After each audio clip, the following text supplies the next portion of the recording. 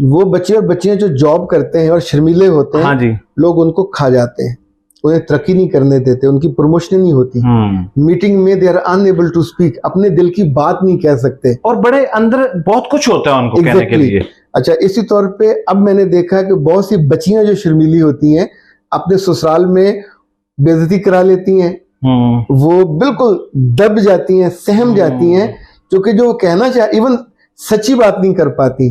इसी तौर पे बाद लड़के बड़े अच्छे होते हैं, खा रहे कमा रहे, पर इतने दब्बू बन जाते हैं कि अपने माफिया ज़मीर भी बयान नहीं कर सकते।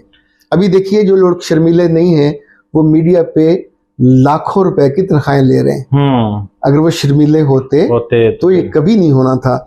लफ्ज उनके आगे हाथ बांधे खड़े होते हैं और वो बात कर रहे होते हैं, और आप उनको सुनते हैं टीवी पे, रेडियो पे, लोगों के अपने चैनल्स पे। इसी तौर पे अगर आप शर्मीले हों तो कोई बंदा दुनिया में कचरा तो जमा नहीं करता। हम खूबसूरत लोगों को, बेहतरीन चीज़ों को, बेहतरीन इंसानों को, बेहतरीन यादों को, बेहतरीन खूबियों को एडमायर करते हैं।